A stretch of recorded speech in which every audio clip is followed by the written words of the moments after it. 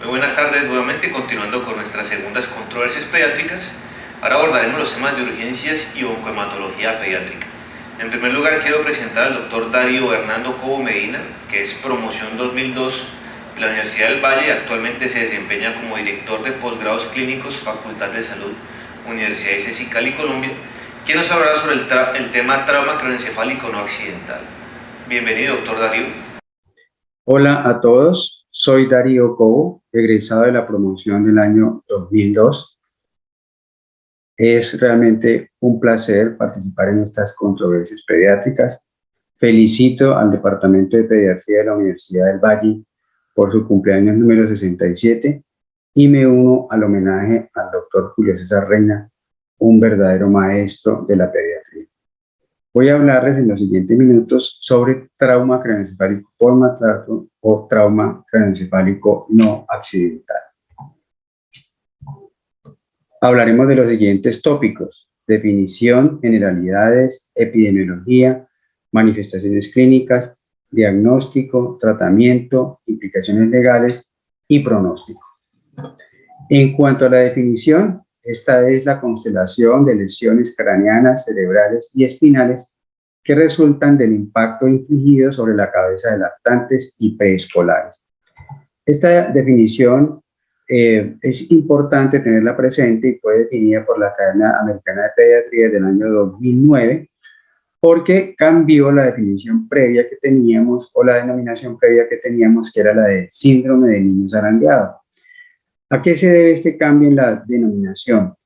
El zarandeo básicamente ocasiona una lesión por cizallamiento, es decir, dos fuerzas similares obrando en sentido contrario que ocasionaban la lesión, en este caso a nivel cerebral.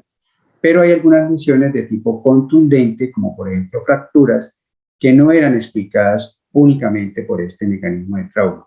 Por esta razón, se adoptó el término entonces de trauma craneoencefálico por maltrato en lugar de síndrome del niño zarandeado. Es también de anotar que aquellas caídas por debajo de 1.5 metros no causan lesiones serias.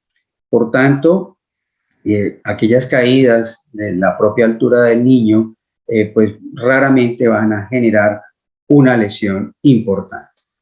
Además, este es un cuadro con un amplio espectro de presentación clínica, como lo vemos más adelante, y hasta en el 31% de los casos no se hace el diagnóstico. Infortunadamente, esta es una entidad con mal pronóstico a largo plazo. La incidencia es mucho más frecuente de lo que quisiéramos. Algunas series reportan entre 20 y 30 casos por cada 100.000 niños menores de un año, y la población a mayor riesgo son los niños entre 2 y 6 meses, con un evento como principal disparador, que es el llanto. Por eso en este punto es muy importante tener presente la educación y las guías anticipatorias para que los padres aprendan a lidiar con paciencia con ese evento que se presenta entre los 1 y 3 meses, conocido antiguamente como cólico de lactante y hoy día como síndrome de llanto excesivo, que es un evento normal, fisiológico, que nos habla de la maduración neurológica del bebé, pero que puede generar mucho estrés en padres y cuidadores. Las manifestaciones clínicas pueden variar ampliamente, desde irritabilidad o somnolencia, o el lactante puede tener intervalos en los cuales esté irritable y en otros esté somnoliento, presencia de vómito, convulsiones, puede haber un BRUE o apneas, pobre ingesta y en algunos casos, como se trata de un cuadro que puede instaurarse crónicamente, de pobre ganancia de peso. Cuando abordamos a la familia o a los cuidadores de un niño con sospecha de trauma craneoencefálico por maltrato, es importante que hagamos un interrogatorio por separado a los cuidadores, que evitemos preguntas que puedan resultar incriminatorias para la familia, como por ejemplo, ¿usted zarandeó al niño? Es mejor utilizar preguntas abiertas como del estilo, ¿cuándo fue la última vez que usted vio al niño en buen estado? O cuénteme qué sucedió.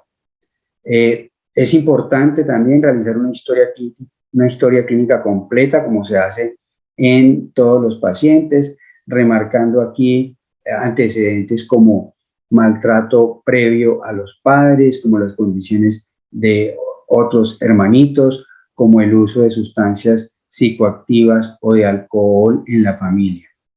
El examen físico debe, por supuesto, hacerse también de manera completa, quitar las ropas al niño y buscar algunas lesiones que pueden ser marcadores de trauma craneoencefálico como equimosis, especialmente las faciales, quemaduras o lesiones del frenillo. Importante recordar que en la valoración de estos pacientes es crucial la participación de un equipo multidisciplinario. En esta gráfica podemos observar entonces una lesión del frenillo superior. Esto se produce por los esfuerzos que hace el padre o cuidador para evitar que el niño continúe llorando. Y en la otra imagen se pueden apreciar equimosis faciales. En estos pacientes la evaluación oftalmológica es fundamental porque aquí lo que queremos buscar son las hemorragias retinianas, que están presentes hasta en el 85% de los casos. Estas hemorragias afectan todas las capas de la retina, pueden incluso acompañarse de desprendimiento de la retina y de hemorragia a nivel del vítreo.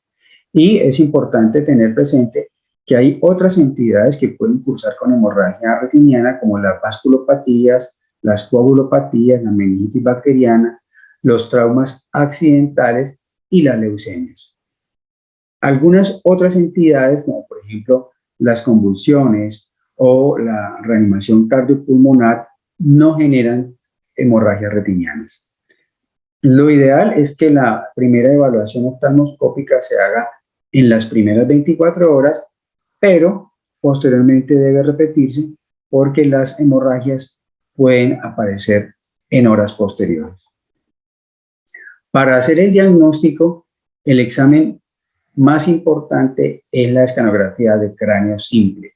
Esta nos muestra no solo el tejido cerebral, sino la presencia de hemorragias, de hematomas, y en la ventana ósea nos puede ayudar a dilucidar la presencia de fracturas. La resonancia magnética y la ecografía no son exámenes de primera elección en este caso. De hecho, la ecografía, que es una técnica diagnóstica que cada vez ha ganado mayor preponderancia en los servicios de urgencias, en este caso no tiene la importancia que reviste la escanografía de cráneo simple.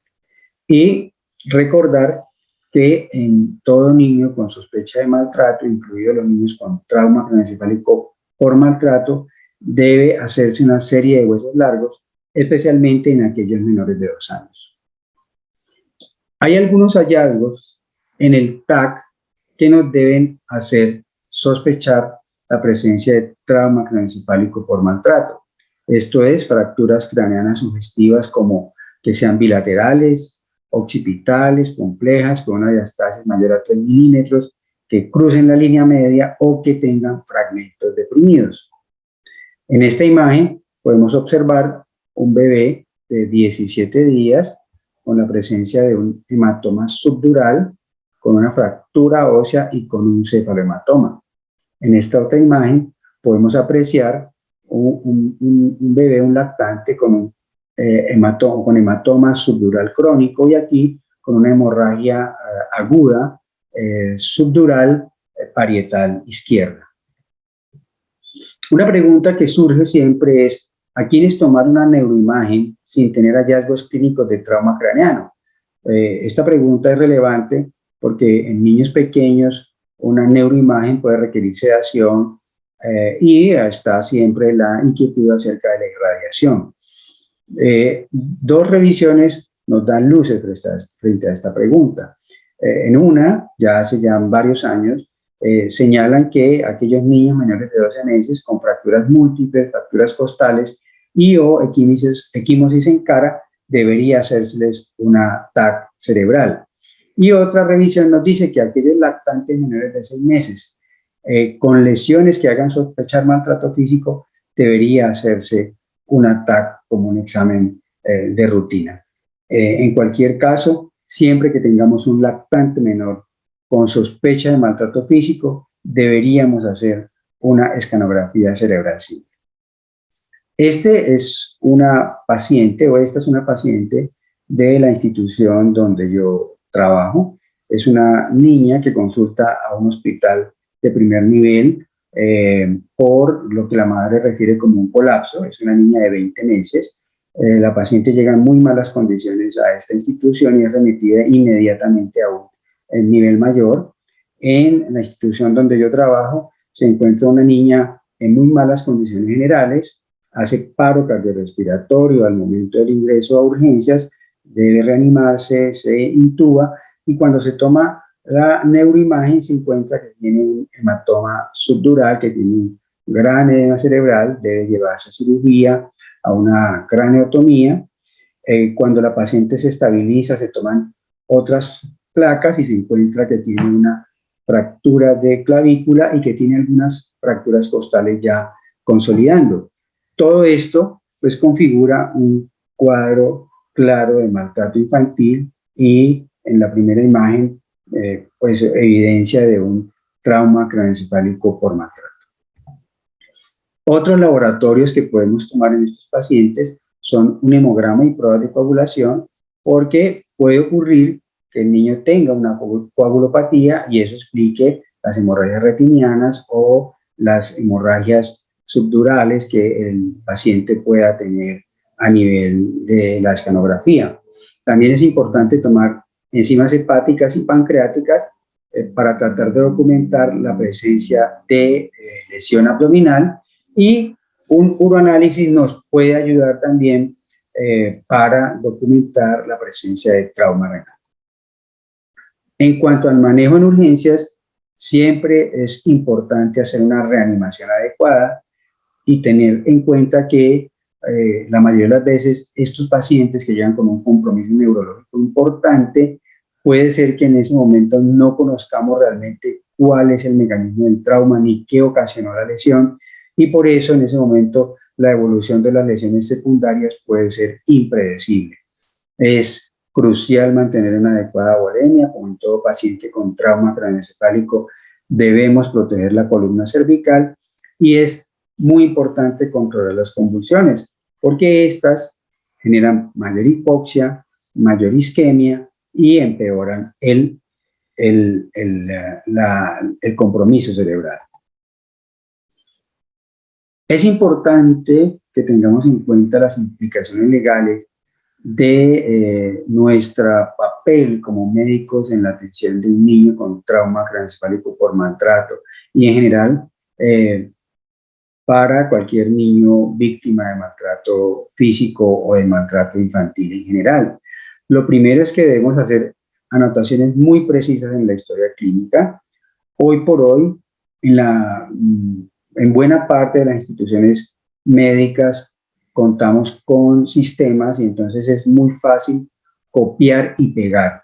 Y en esto tenemos que ser muy cuidadosos, porque esta figura que nos facilita mucho el trabajo y que lo hace más rápido puede hacer perder valor a un documento clínico al momento de llevarse a un estrado judicial.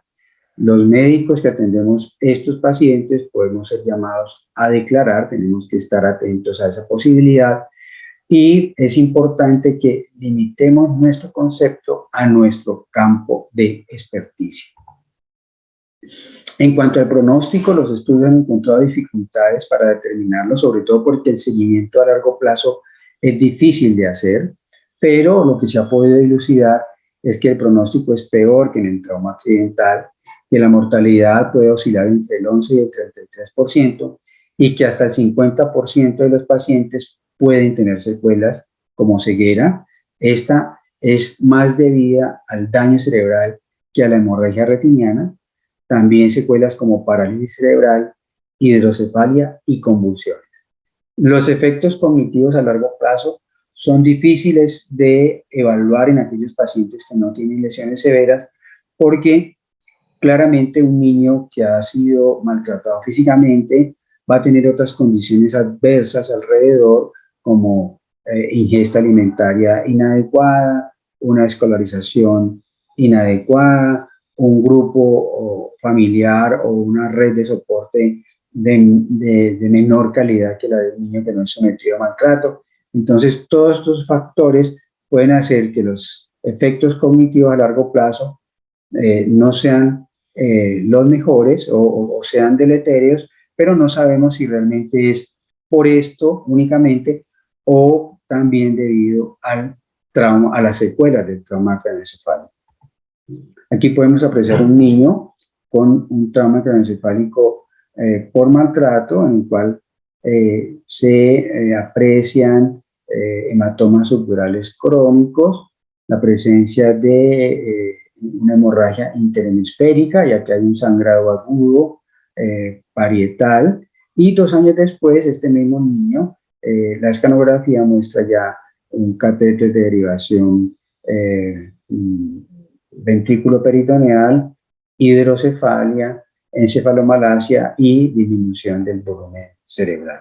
Es decir, una evolución realmente catastrófica para este niño. Finalmente, mensajes para llevar a casa, para no olvidar. ¿Cuándo pensar o cuándo se trata de un trauma craneoencefálico no accidental o por maltrato? Cuando tengamos la presencia de hemorragias estructurales, cuando haya hallazgos de isquemia cerebral, cuando tengamos hemorragias retinianas o fracturas de cráneo asociadas a una lesión intracraneana o fracturas de ciertas características como las que mencionamos en una diapositiva precedente, la presencia de fracturas metafisiarias, fractura de huesos largos, fracturas costales, convulsiones, especialmente si estas se presentan a la llegada del niño a urgencias o en las primeras 24 horas, un episodio o episodios de apnea y una historia inadecuada en la cual la versión que brindan los padres o el cuidador no está, o ese mecanismo de trauma no está de acuerdo con los hallazgos que encontramos clínicamente y radiológicamente. ¿Y cuándo pensar entonces que se trata de un trauma craneoencefálico accidental? Cuando tenemos hemorragias epidurales, cuando hay edema o hematoma del cuero cabelludo y cuando tenemos la presencia de fracturas de cráneo aisladas. Espero no haberlos aburrido. Muchas gracias por su atención. Nos vemos pronto.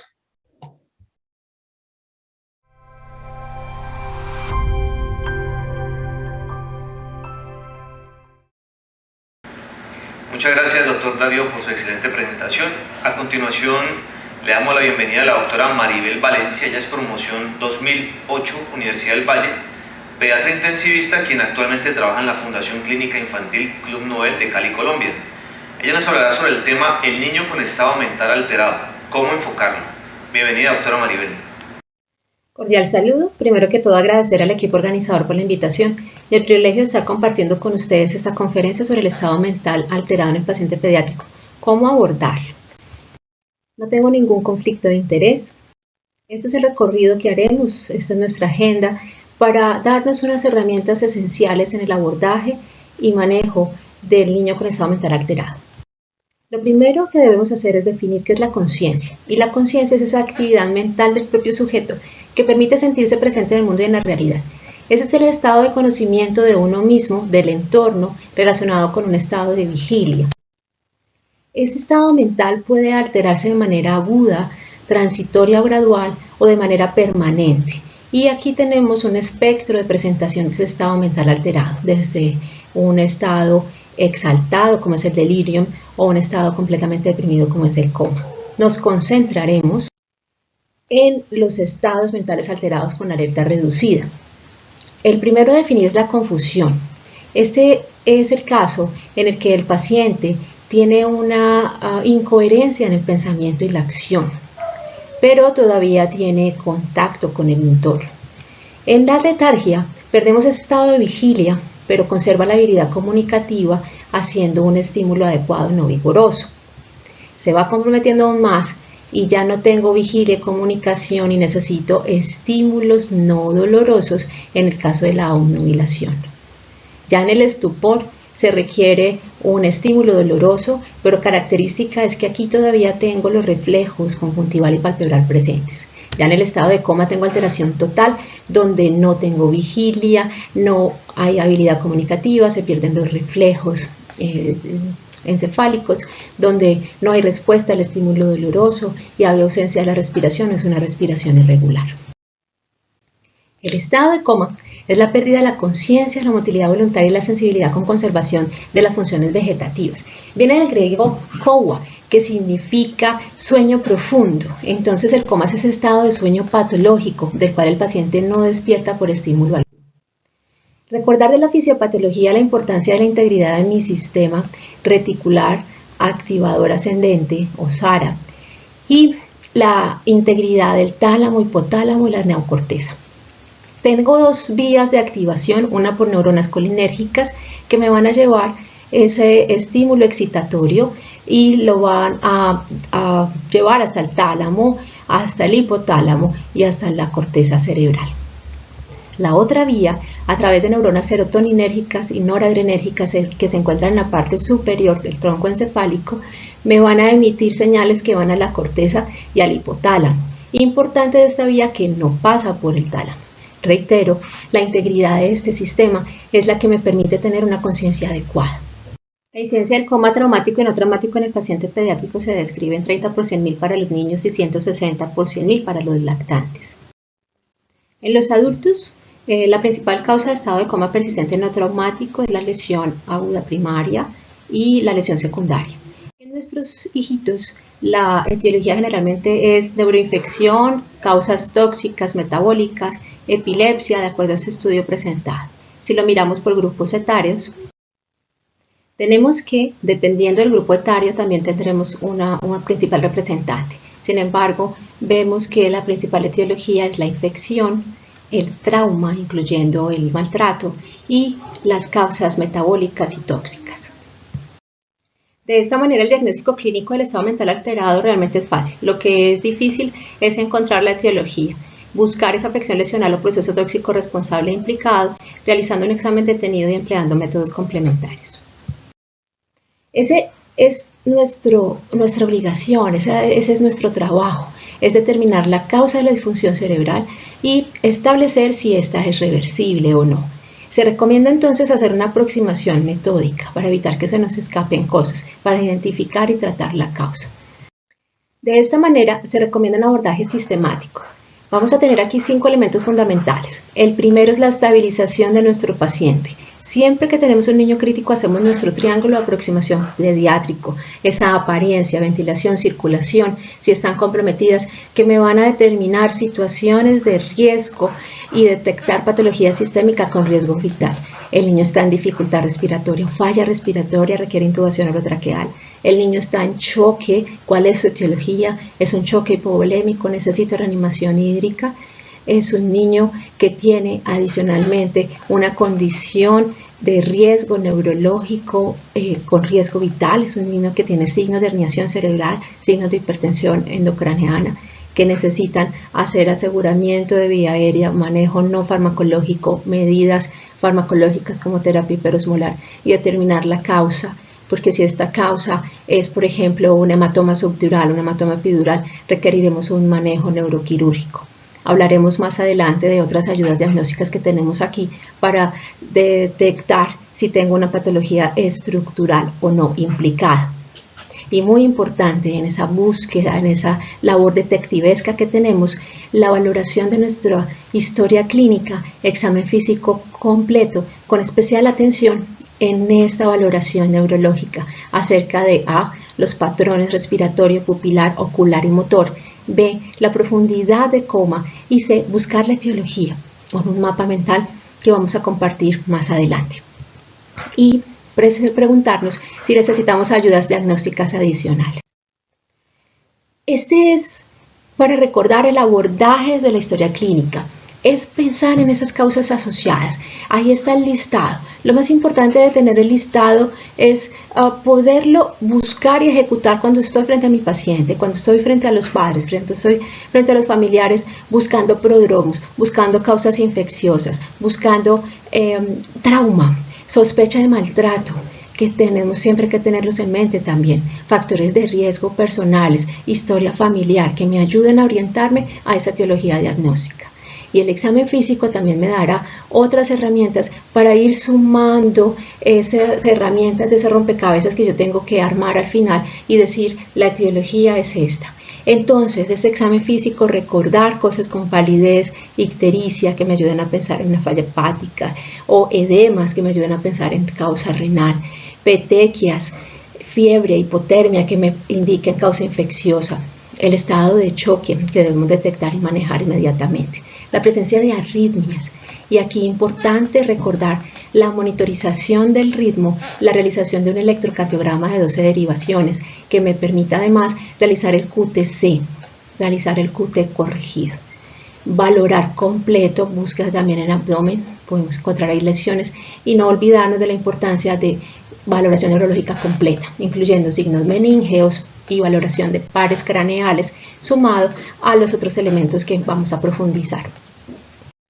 De ese abordaje inicial, de esa valoración de los signos vitales, no solo frecuencia cardíaca, respiratoria, tensión arterial y saturación de oxígeno que enunciamos allí, también vamos a tomar en consideración dos signos vitales adicionales, que son la glucometría y las pupilas. Vamos a decir son signos vitales plus. Vamos a sumarlos allí porque también nos dan herramientas para hacer diagnósticos u orientarnos. De las temperaturas alteradas, histermias, hipertermia y hipotermia, sabemos que nos orientan hacia causas endocrinas, infecciosas o ambientales. La alteración de la frecuencia cardíaca, la bradicardia, debe hacernos también considerar signos adicionales de hipertensión endocraniana o de herniación cerebral. Hay que mirar pupilas, mirar la tensión arterial y mirar otros signos asociados que me puedan indicar que tengo que intervenir rápidamente. La taquicardia o la bradicardia, también pensar en alteraciones del ritmo, entonces monitorizar al paciente y como mencionamos el EKG. La tensión arterial, sé que estamos sensibilizados al estado de choque, aunque el niño puede estar en choque teniendo tensión arterial normal, pero no solamente la hipotensión, a veces nos encontramos con la sorpresa de que está hipertenso y estamos frente a una encefalopatía hipertensiva. Y por supuesto la hipoxemia como causa de estado mental alterado, entonces siempre debe estar monitorizada su pulsioximetría. Y aquí tengo la frecuencia respiratoria y la dejo al final para unirlo con algo importante que son pensar en causas tóxicas como los opiáceos y los agentes sedantes hipnóticos. Miren que la manifestación se parece. Aquí vamos a comparar esas dos columnas y vamos a tener que pueden estar normal o pueden estar deprimidas la frecuencia cardíaca, la tensión arterial, la frecuencia respiratoria. ¿Dónde está la diferencia? En la valoración de las pupilas, que van a estar mióticas en los opioides, y la presencia de ruidos intestinales, que en el caso de los opiáceos van a estar marcadamente disminuidos. Debemos valorar en la parte neurológica, cuando les decías que vamos a profundizar, aquí estamos. Patrón respiratorio. Mirar qué patrón de respiración tiene. Si encontramos una respiración donde tenemos episodios de hiperventilación seguidos de apneas a la respiración de Cheyne-Stokes, que me está hablando de lesiones hemisféricas o diencefálicas. O si este niño está hiperventilando y tiene una hiperventilación neurógena, que se puede ver también en causas metabólicas. O si el niño tiene una respiración apnéusica, que se trata de unas inspiraciones con apneas posteriores. Aquí ya estamos hablando de lesiones pónticas. O este niño tiene una respiración atáxica o medular. Ese es el nivel donde ya las respiraciones son jadeantes, son irregulares. O definitivamente el niño está con pérdida de la regulación en sus centros respiratorios y tengo apnea. Aquí entonces tenemos la presentación de la respiración de Cheyne-Stokes, ¿sí? Hablábamos de que son episodios de hiperventilación con posterior presencia de apnea. Me habla de lesiones hemisféricas, bilaterales, también se puede ver en falla cardíaca, en hernia transtentorial en su fase inicial.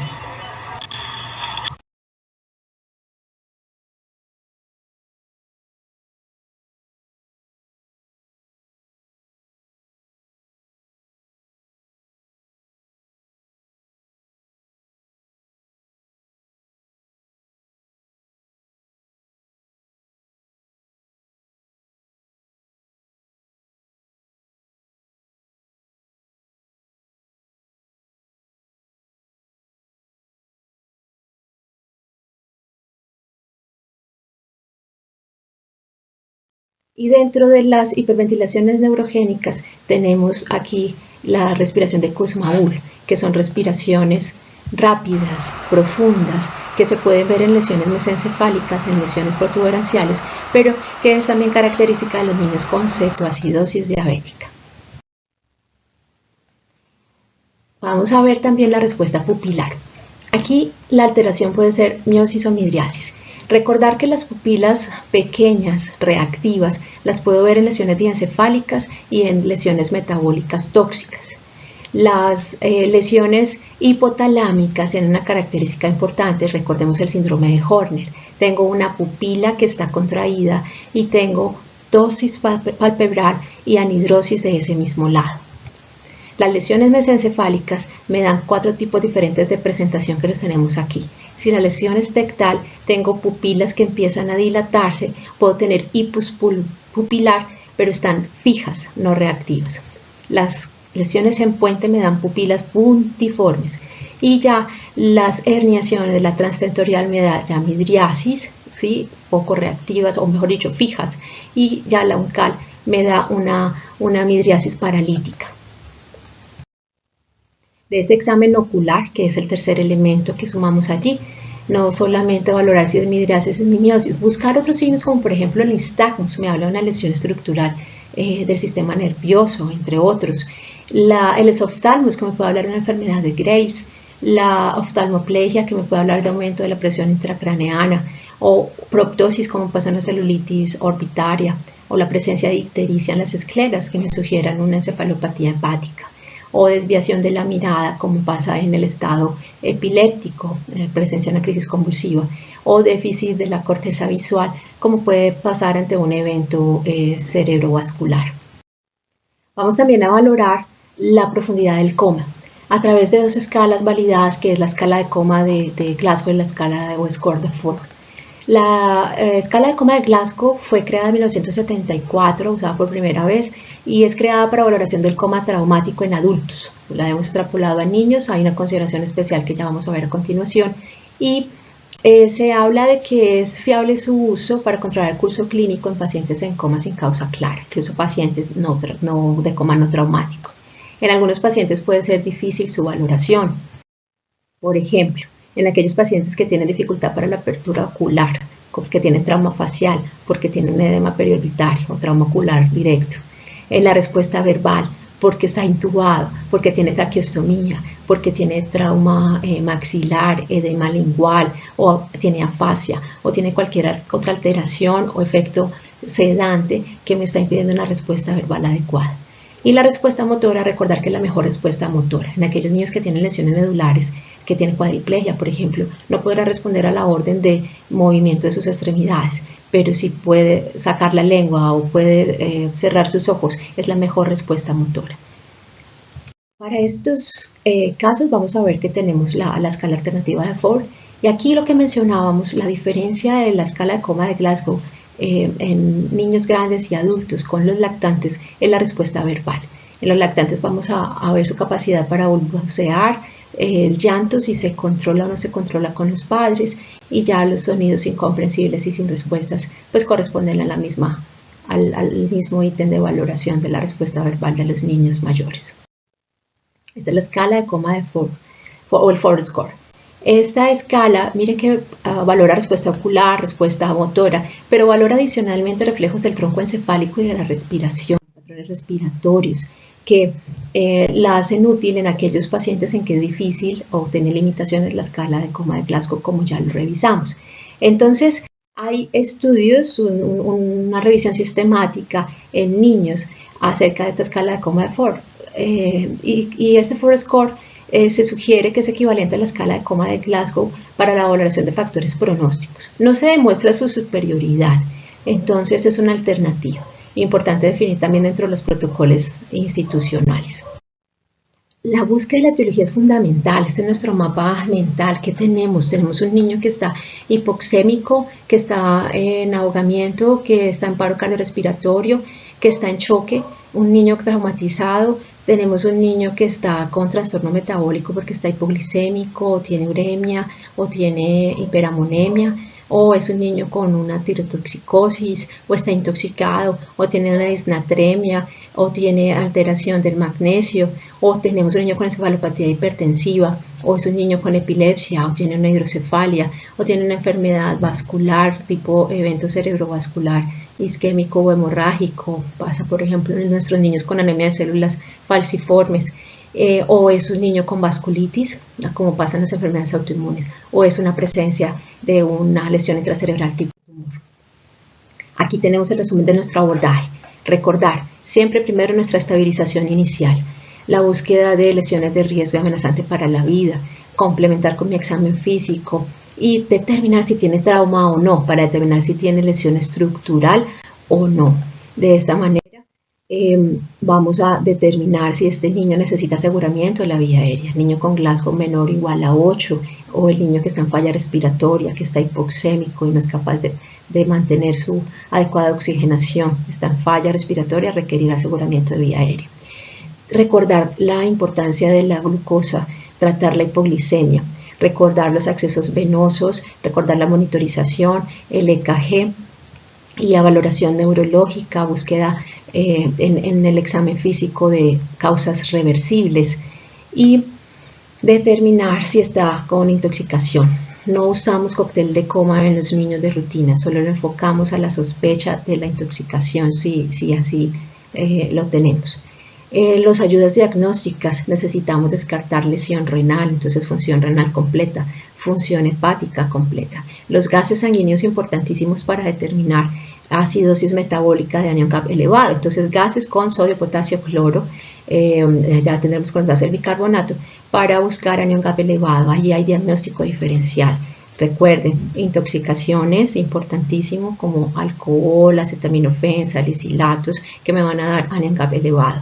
Acidosis láctica, cetoacidosis diabética, uremia. Ahí están las principales contenidas en esa acidosis metabólica de anión Cap elevado. La historia médica completa, la valoración de causas tóxicas metabólicas, habrá que ver si se necesitan pruebas tiroideas, cortisol. Esto es fundamental como lista de chequeo en la primera hora, valorar la vía aérea y circulación, control de espina cervical, tratar la hipoglicemia, sobredosis de opioides, la química sérica y el screening toxicológico y metabólico correspondiente y una tomografía cerebral de emergencia para determinar si el coma es estructural o no estructural. Debido a las consecuencias del retraso del diagnóstico debemos obtener esa imagen y lo primero que tenemos es la tomografía.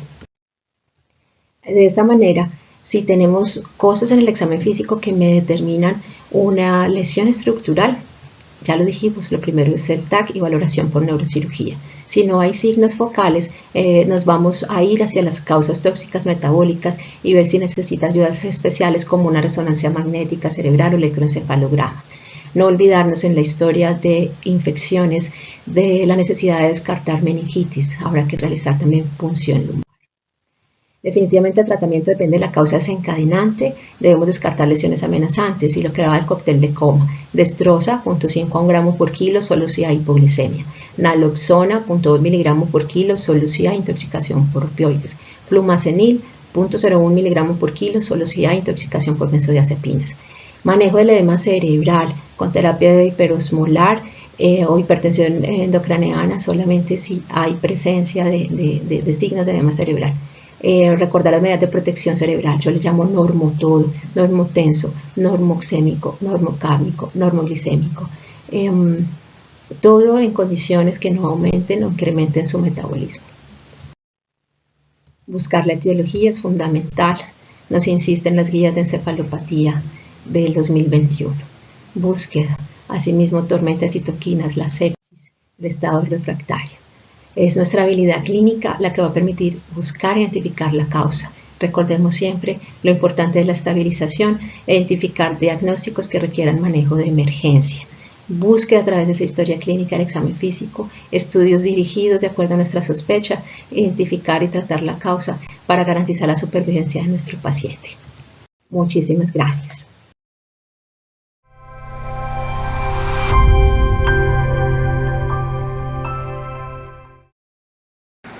Muchas gracias, doctora Maribel, por esa excelente charla. A continuación, damos bienvenida nuevamente a la doctora Sandra Giraldo. Ella es promoción 2015 en la Universidad del Valle, actualmente docente de Universidad Libre y Fundación Clínica Infantil Club Nobel de Cali, Colombia. Ella abordará el tema de reanimación pediátrica. ¿Qué hay de nuevo? Bienvenida, doctora Sandra. Muy buena tarde, mi nombre es Sandra Giraldo, soy pediatra egresada de la Universidad del Valle, soy instructora para la AJA de las guías PALS y también instructora de la Fundación Salamandra aquí en Cali, docente de la Universidad Libre y trabajo en UCI Pediátrica de la Fundación Clínica Infantil Club Nobel también de la ciudad de Cali. Agradezco a los organizadores de estas controversias pediátricas. En el día de hoy voy a hablar sobre reanimación pediátrica, ¿qué hay de nuevo? Y solo me voy a referir a las guías AJAS que salieron en el 2020. Recordemos que estas guías se renuevan cada 5 años. Es decir, que estas guías que tenemos de la AJA van desde el 2020 hasta el 2025. Estas van a ser nuestras guías hasta ese año, por lo cual quiero hablar de qué ha cambiado con respecto a las que teníamos del 2015 al 2020. Para lo cual, esas son como las bases que están en circulation de la parte del Pediatric Life Support, donde están estas guías. Hay un resumen de ellas que siempre ellos sacan, que se llaman aspectos destacados, ¿sí? Está en español, y ahí está un resumen de las guías tanto de adultos como niños y neonatos. Obviamente al ser un resumen no está todo, pero están los aspectos grandes e importantes. Ya si queremos ser más específicos, pues los invito a bajar cada artículo según la especialidad, sea pediatría, neonatología o adultos. Para empezar, una de las cosas que cambió fue la cadena de supervivencia. La cadena de supervivencia anterior de la AJA era una y tenía 5 eslabones. Esta vez separaron los dos escenarios, el escenario extrahospitalario y el intrahospitalario. ¿Por qué? Porque se dieron cuenta de que no es lo mismo tener todas las herramientas a la mano como es en un hospital, o solamente tener, por ejemplo, nuestras manos, como les explico a mis estudiantes, only hands, ¿cierto? Por lo cual hicieron estos dos eslabones. En el escenario extrahospitalario, miren que el primer eslabón es la prevención y aparece un niño con un cinturón de seguridad. Es decir, todas las cosas que yo pueda hacer para que el niño entre en paro. Más que todo, por ejemplo, en la casa, ¿sí? Que no, por ejemplo, no entren a la cocina, ¿sí? Porque hay quemaduras graves, etcétera, y los enchufes tienen que estar tapaditos, los objetos que no pasen, que no sean muy pequeños para que no haya obstrucción de la vía aérea y con esto hipoxia que genere paro. También, por ejemplo, el casco, las rodilleras y las coderas cuando están en su bicicleta. Y también, por ejemplo, en los carros, que no se nos olvide los asientos que existen según las edades pediátricas, que se aconseja que vayan hasta los 9 años o hasta los 35 kilos antes de que se pueda sentar en un asiento normal del carro. Después, cuando se genera la emergencia como tal, uno mira que acá el sistema de respuesta ya aparece el celular. Es una herramienta muy importante. Aquí en Colombia llamamos al 123. ¿Y por qué? Porque uno, si está solo, perfectamente puede poner en altavoz y seguir haciendo el trabajo mientras la llamada va ocurriendo. La RCP de alta calidad, lo que ahí entramos a hacer la reanimación con el paciente. Llega la ayuda cuando la pedimos acá en la llamada y esa hace una reanimación avanzada. Cuando pedimos la ayuda, siempre pedimos una ambulancia medicalizada y un desfibrilador externo automático. Entonces se genera el traslado, ¿cierto?, a una unidad de cuidados intensivos. Cuando el paciente sale de paro, pues entonces están los cuidados posparo cardíaco. Pero el último eslabón fue el que se dio y me parece muy bonito porque habla de la recuperación del paciente. Es decir, no solamente nos tenemos que preocupar porque el paciente salga de paro y hacer los cuidados posparos inmediatos, ¿sí?, como tenerlo normovolémico, eutérmico, etcétera, sino que ahí va más allá, ¿sí? Es tratar de generar al paciente todas las terapias que necesite para que vuelva a ser igual o casi igual a como estaba previamente antes del paro. Recordemos que lo que estamos buscando con esto es salvar el cerebro, que es el órgano fundamental, la hipoxia cerebral. Nuestras manos son el corazón y lo que hagamos va para ayudar a nuestro cerebro. En la intrahospitalaria, si miramos, hay una lupa, a diferencia de la extrahospitalaria que da este niño con este cinturón de seguridad. ¿Qué significa esto? Reconocimiento y prevención tempranos, ¿sí? Entonces aquí es decir que tenemos que estar con los ojos y los oídos muy abiertos para mirar todos los pacientes y saber de ellos cuál se está complicando. Es decir, aquí hay que hacer la valoración inicial del paciente crítico, conocer cuáles son los signos y síntomas que nuestros pacientes sin hablarnos nos están diciendo que se están complicando antes de llegar al paro. Cuando llega pues el paro, sabemos que en los hospitales se llama código azul, ¿sí? Activamos código azul, iniciamos nuestra RCP de alta calidad. Cuando llega el equipo de código azul con todo el equipo de paro, con el carrito de paro y todo, entonces se hace la reanimación avanzada, ¿cierto? Cuando sale del paro, va para UCI a los cuidados postparos y miren que acá otra vez la recuperación. Es decir, que tenemos que trabajar con ese paciente mucho más allá de solamente el momento del paro y posparo inmediato. Bueno, entonces una de las cosas que cambiaron fueron la respiración de rescate. Antes, cuando se daba ventilación a presión positiva, con el mal llamado AMBU, que se llama bolsa, válvula, máscara o BBM, decía que para hacer el BPP, si uno lo daba entre 3 a 5 segundos una ventilación, pues ahora ya no, esto cambió. Y lo mismo para cuando tenemos una vía aérea definitiva, es decir, el paciente está intubado.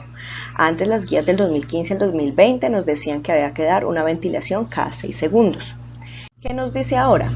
Que para bebés y niños, bebés en las guías hablan de hasta 1 año y niños hablan tanto de hombres y mujeres hasta que tienen caracteres secundarios iniciales, es decir, en la mujer el botón mamario y en los hombres el vello axilar o el vello púbico. Entonces, lo que dicen, la respiración de rescate o realizar BPP con pulso y con esfuerzo respiratorio inadecuado, se debe administrar una respiración o ventilación cada 2 a 3 segundos. Es decir, que en un minuto tenemos que suministrar de 20 a 30 respiraciones. ¿Y qué hicieron ellos? Ellos lo que hicieron fue homologar o hacer todo igual, es decir, para la ventilación de vía aérea avanzada, es decir, el paciente intubado, también tenemos que hacer una ventilación cada 2 a 3 segundos, es decir, de 20 a 30 respiraciones por minuto. Lo hacen mucho más fácil, más ameno para que se pueda uno grabar. En cuanto a tubos endotraqueales, ¿qué es lo nuevo según la evidencia que se sentaron todos los expertos y miraron? La recomendación de ahora es utilizarlos con balón, ¿sí? O neumotaponador, ¿sí? Hay muchos estudios que respaldan que hay una seguridad adecuada con estos tubos, con manguito, con balón o neumotaponador, y demuestran la menor necesidad de cambios de sonda y de reintubación.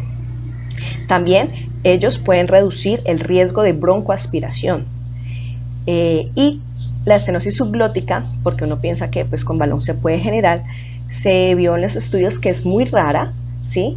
Y cuando se hace bien las medidas y se hace con una técnica cuidadosa, ¿cierto? Entonces recordemos que cuando nosotros hacemos la medida del balón, le restamos 0.5 al balón que nos da, al tubo que nos da sin balón, entonces ese es el balón, el tubo con balón que tenemos que utilizar para ese paciente. Presión cricoidea o BURP. Entonces recordemos que es una presión que se hace dorsal, cefálica y derecha, porque pues la vía aérea de los niños es anterior y superior. En cuanto a esto, los expertos, ¿qué nos recomiendan ahora?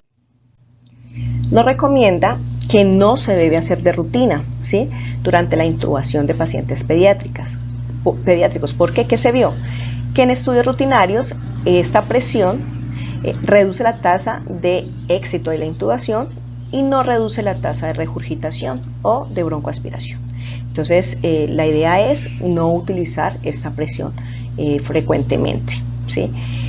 Pero sí, las guías sí recomiendan siempre intubar con balón y que ojalá el tubo tenga guía. Ojalá siempre sea que tengamos una guía para que no corramos el riesgo que el tubo se doble o sea más difícil para intubar y requiera más intentos y haga que una vía aérea se vuelva una vía aérea difícil.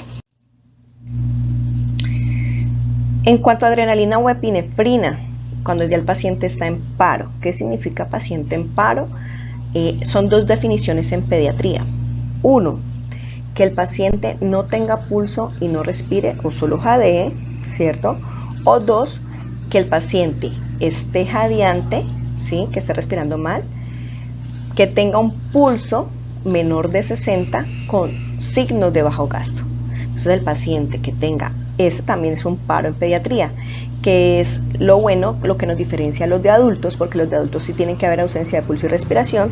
Nosotros podemos empezar mucho más rápido cuando la cardíaca está menor de 60, con un signo de bajo gasto, ¿sí? Por ejemplo, hipotensión o que está moteado, ¿sí? Cualquier signo de la parte circulatoria que se vea afectada, más que el paciente esté respirando mal o no respire, ¿sí? Entonces allí el paciente cuando está en paro. ¿Y qué nos dicen las guías respecto a la epinefrina o adrenalina? Lo que nos dice es que hacen mucho énfasis en la administración temprana de epinefrina. ¿Qué significa administración temprana? Significa que se debe administrar en los primeros 5 minutos, o sea, los primeros 5 minutos del paro ya debe tener nuestro paciente la primera dosis de adrenalina, ¿sí? Y en los ritmos que son no desfibrilables, es decir, la asistolia y la actividad eléctrica sin pulso, se demostró que por cada minuto que se retrase la administración de esta, hay una disminución significativa del retorno a circulación espontánea, es decir, que el paciente salga del paro. También hay una disminución en la sobrevida a 24 horas, una supervivencia al alta o cuando se vaya pues del hospital, y que haya una menor sobrevida con resultado neurológico favorable, que esto último es lo que estamos siempre buscando, que haya lo mejor el resultado, que sea el mismo niño que antes que entró en paro. En cuanto a la monitorización invasiva de la tensión arterial en paro, esto pues solamente está en las unidades de cuidados intensivos. Nosotros no tenemos esto en urgencias y eso, pero si tenemos pacientes en la unidad de cuidados intensivos que están críticos, ojalá todos tuvieran una monitorización invasiva de la tensión arterial, porque si llega a entrar en paro nuestro paciente, entonces, ¿qué se mostró? Que es importantísima la tensión arterial diastólica para evaluar la calidad de la RCP, o sea, cómo estamos haciendo, ¿sí? Si hay una RCP de muy buena calidad o no. Si en los lactantes menores de 1 año la tensión arterial diastólica era mayor o igual a 25 milímetros de mercurio, o en los niños mayores de 1 año hasta que tengan los caracteres secundarios, la tensión arterial diastólica es mayor o igual a 30, el resultado neurológico será favorable, ¿sí? Entonces, si logramos tener la tensión arterial diastólica durante todo lo que dure el paro, en estos rangos, sabemos que a nuestros niños neurológicamente les va a ir muy bien.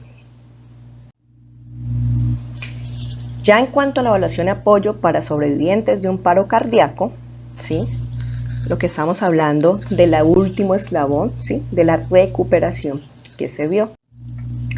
Que los niños sobrevivientes de un paro deben ser evaluados por los servicios de rehabilitación, es decir, tener unas terapias del neurodesarrollo. Son terapias integrales por fonoaudiología, fisioterapia, terapia ocupacional, ¿sí? Eso es importante también que el neurólogo esté allí, porque tiene que tener una evaluación neurológica continua durante al menos el primer año después de haber presentado el paro cardíaco. Y obviamente también es muy importante generar el apoyo a los pacientes y a sus familias durante este tiempo para lograr el resultado favorable que uno desea ya más a largo plazo. En cuanto a la detección y tratamiento de convulsiones después del retorno a circulación espontánea, es decir, después de que el paciente sale en paro, las guías dicen que uno debe tener una monitorización electroencefalográfica continua para la detección de convulsiones, ¿sí? Si hay un paciente que persiste con encefalopatía, ¿sí? Si el paciente presenta una convulsión después de paro, se indica de iniciar tratamiento anticonvulsivante. No debemos esperar que vuelvan a repetirla, no. Con una sola, después del paro, hay que hacerlo. Y si el paciente vemos que no está en las mejores condiciones, pensamos que es una encefalopatía hipóxica secundaria al paro, debe tener un electroencefalograma continuo.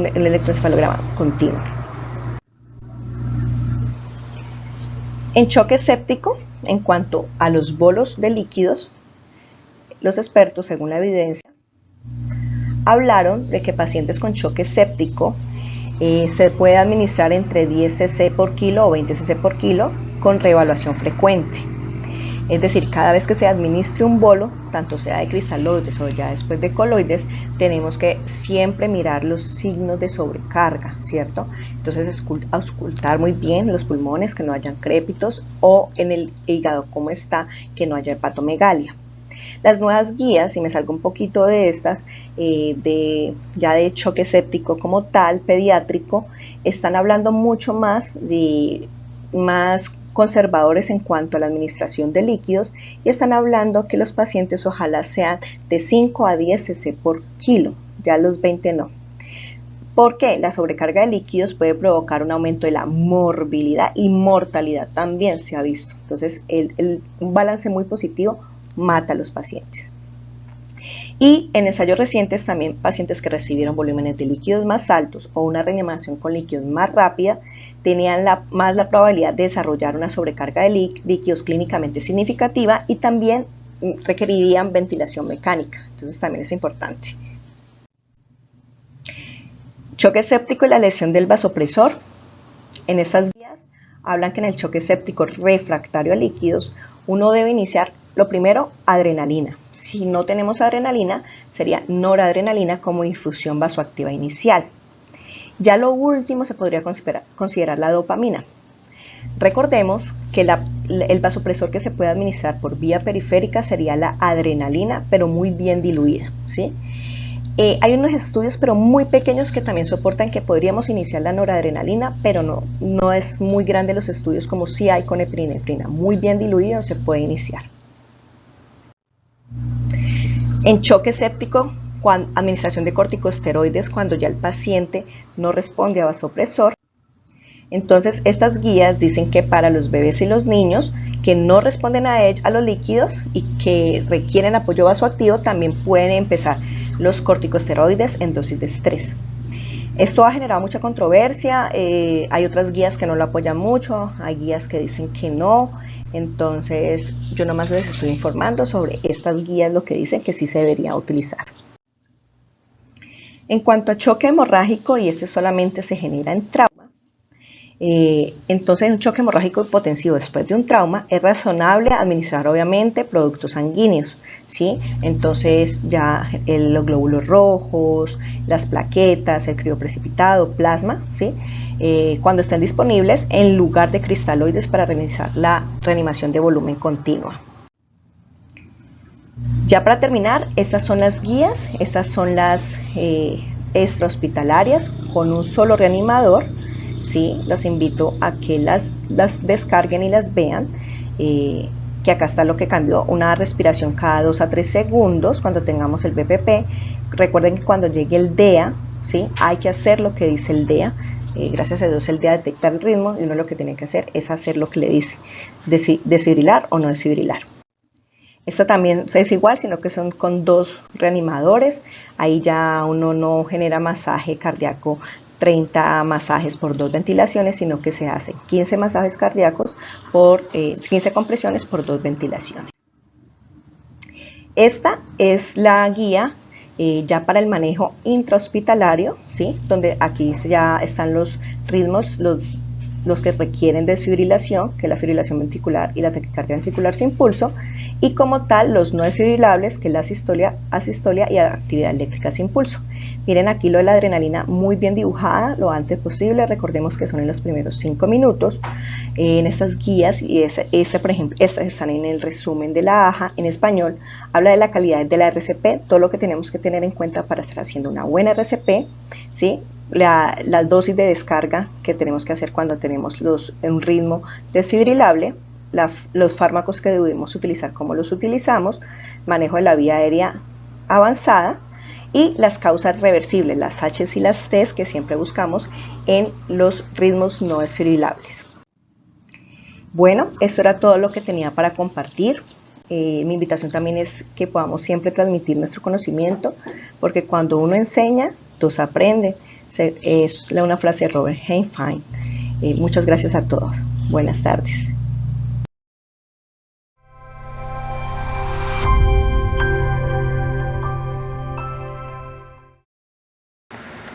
Muchas gracias, doctora Sandra. Continuamos ahora con la doctora María Paula Aristizábal. Ella es promoción 2002 de la Universidad del Valle, hemato-oncóloga pediatra, quien actualmente trabaja en la Universidad de California en Estados Unidos, quien hablará sobre colaboración, investigación y publicaciones conjuntas. Bienvenida, doctora María Paula. Muchísimas gracias al doctor Velasco por la invitación a este magno evento. Estoy muy honrada de presentar en compañía de mis compañeros de residencia y mis profes. Voy a presentar por qué es importante colaborar y publicar en pediatría y describir específicamente el modelo de Vigicáncer. Voy a mencionar brevemente la historia de colaboración en cáncer infantil, discutir cuál ha sido el modelo en Vigicáncer, que es un modelo muy exitoso de colaboración en Colombia, detalles sobre colaboración y diseminación de investigación, los logros, particularmente enfocados en el modelo de Vigicáncer, y conclusiones. ¿Por qué colaborar?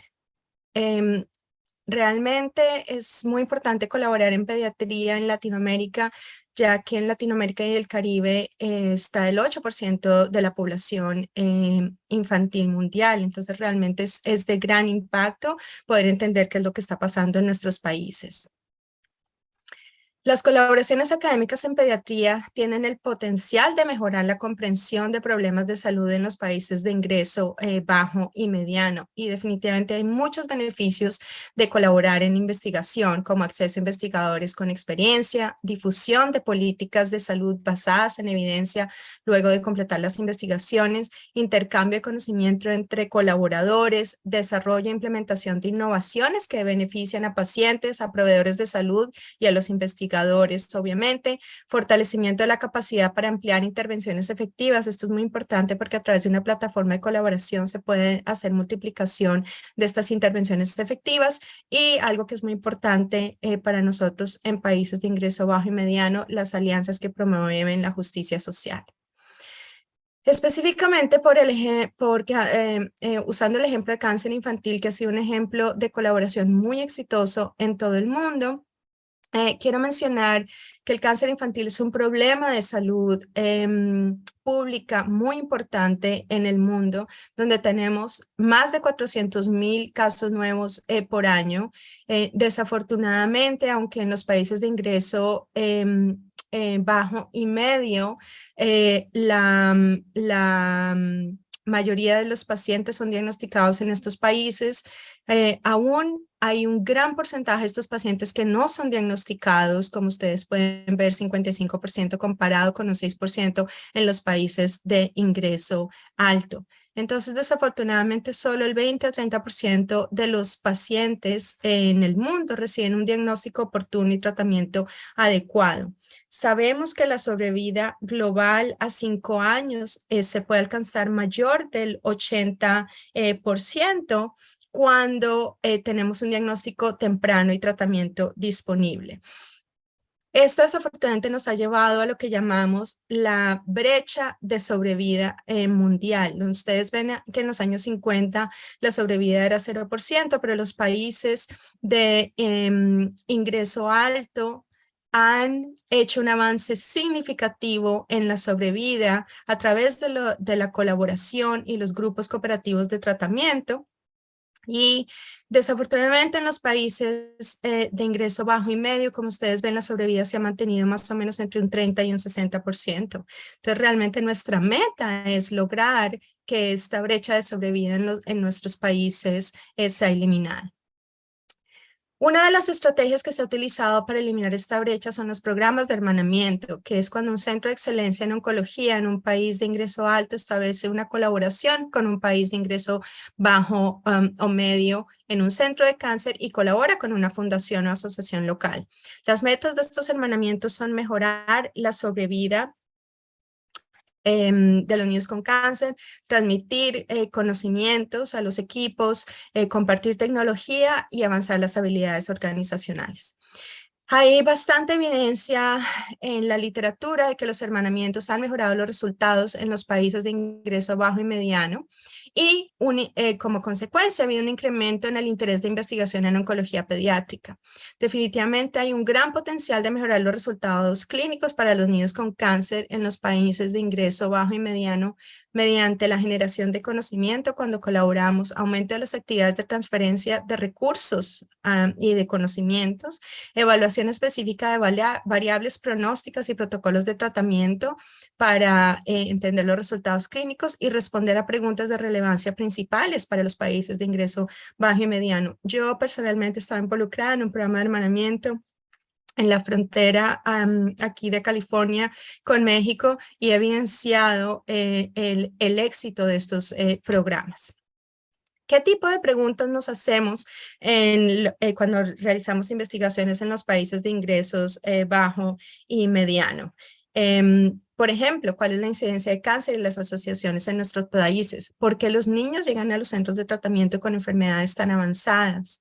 ¿Es la aparente alta incidencia de un tumor determinado el real reflejo de la frecuencia del diagnóstico incorrecto del cáncer? ¿Qué factores contribuyen al diagnóstico incorrecto y a la derivación o referencia tardía? Y definitivamente, ¿cuáles son los resultados clínicos en nuestros países? Ya enfocándonos en Latinoamérica, pues Latinoamérica, como todos sabemos, es un continente muy heterogéneo, con unas disparidades muy marcadas en el desarrollo humano y acceso a la atención, con países definitivamente con infraestructuras deficientes para el tratamiento exitoso del cáncer infantil. Pero Chile, Argentina y Brasil se han caracterizado por una larga tradición de grupos cooperativos. Aquí hay algunos ejemplos de los grupos cooperativos en estos países que han sido muy exitosos y que se han expandido a incluir otros países en Latinoamérica. Algunas de las características de Latinoamérica son que nuestras economías han crecido rápidamente, pero no han sido equipadas para enfrentar adecuadamente el alarmante aumento de la incidencia de cáncer y las altas tasas de mortalidad, que son de hecho desproporcionadas con otras regiones del mundo. Latinoamérica tenemos una alta población de niños, con casi un cuarto de la población es menor de 15 años, y tenemos un estimado de más de 25,000 casos de cáncer infantil al año, pero hay un subregistro, entonces pensamos que esto es mucho, mucho más.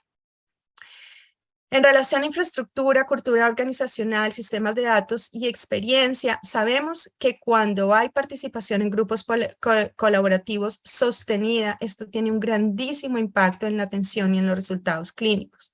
También sabemos que las colaboraciones regionales aumentan el nivel de experiencia de los grupos locales, desarrollan y amplían la capacidad regional a través de recursos compartidos, y esto es una estrategia muy efectiva y definitivamente mejoran el espíritu de colaboración. Todos estos son los típicos ingredientes clave para los éxitos obtenidos en oncología pediátrica en las últimas 4 décadas, y que fue lo que mostré de cómo hemos mejorado la sobrevida. Sí, somos conscientes de que hay variabilidad en la estructura de los grupos colaborativos en países de ingreso bajo y mediano, pero hay varias regiones en Latinoamérica que ya tienen ensayos clínicos, investigaciones endógenas de larga data y han publicado numerosos regímenes de tratamiento adaptados a su realidad local y que han mejorado los resultados. Entonces sabemos que es factible y hay un auge en consorcios centrados en el desarrollo de una infraestructura de registro de bases de datos que es muy, muy importante. Voy a describir solo un ejemplo muy exitoso de colaboración en Latinoamérica e investigación cooperativa en oncología pediátrica, que es la Asociación Centroamericana de Hematología y Oncología Pediátrica, AOPCA. A pesar de ser uno de los países más pobres del mundo, se han unido todos estos países y han desarrollado una infraestructura de investigación clínica muy sólida, con una base de datos compartida basada en la web, con administradores de datos y coordinadores clínicos en todas las unidades de cáncer. Y han desarrollado protocolos prospectivos multidisciplinarios para la mayoría de cánceres pediátricos, y estos ya han generado datos basados en evidencia local para guiar el desarrollo de programas en sus entornos de recursos limitados, que de hecho se pueden usar en otros entornos de recursos limitados, como en otros países de Latinoamérica. Han sido muy productivos académicamente, con más de 50 publicaciones revisadas por pares. Ahora me voy a centrar en nuestro propio ejemplo de colaboración Vigicáncer, nacido aquí en Cali, en la Universidad del Valle, donde ya bajo el liderazgo del doctor Ramírez, egresado de la Universidad del Valle, ha logrado una colaboración de 27 instituciones y 52 oncólogos pediatras en todo el país. Esto es el resumen de la línea de tiempo, no me voy a detener, pero solo para mencionar, Vigicáncer nació en el 2008 bajo el liderazgo del doctor Ramírez y el doctor Luis Eduardo Bravo de Registro Poblacional de Cáncer, como un sistema de vigilancia epidemiológica en tiempo real asociado a un registro poblacional de cáncer. El doctor Ramírez va a presentar luego de mi presentación los resultados clínicos y como ustedes ven aquí en esta línea de tiempo, luego se fueron incorporando muchas ciudades, se afinó la plataforma, se incluyeron nuevas variables y hasta se hizo mentoría a un proyecto similar en México.